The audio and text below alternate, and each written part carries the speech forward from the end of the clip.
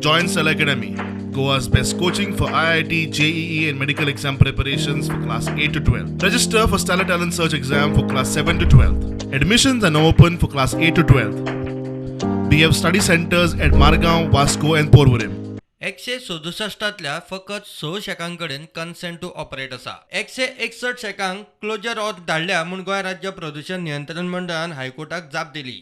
जनहित याचिकेचे सुनावणे वेळार प्रदूषण नियंत्रण मंडळान आपली बाजू मांडली ती अशी. कळंगूट कांदोळे दर्यादेग वाठारांत पर्यटन खात्यान लायसन्स दिले 167 शेक. फकत 6 शेकांकडेन प्रदूषण नियंत्रण मंडळाचो कन्सेंट टू ऑपरेट. बेकायदेशीर चालू आशिल्ल्या 161 शेकांक धाडल्या क्लोजर ऑर्डर. प्रदूषण नियंत्रण मंडळाची जाप आयकल्या उपरांत हायकोर्टान उत्तर गोंय जिल्लोधिकाऱ्यान पुलिसांच्या आदारान कारवायेचेर देखरेख दवरची म्हूण ऑर्डर काढली. Pollution Control Board has issued closure orders to almost 161 shareholders in the stretch of Kandolim and Kalangut. The ground which they have given for such a closure order is that according to the Pollution Control Board, these shareholders do not have consent to operate under the law and therefore they are illegal. The High Court has taken the stand of the Pollution Control Board on record and has further said that the collector and all other authorities will enforce and ensure that the orders of the Pollution Control Board are implemented. That is the direction issued by the High Court.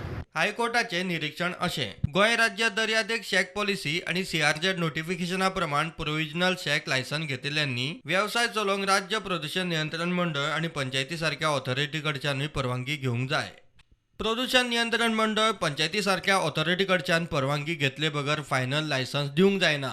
Shake policy चालीक लावंक पर्यटन खातें fail गेले ही शॉकाची गजाल. पर्यटन खातें, राज्य प्रदूषण नियंत्रण मंडळ आनी CRZन झापडा उडिल्ल्यान हे चडशे शेक आज मेरेन बेकायदेशीर चल्ल्यात.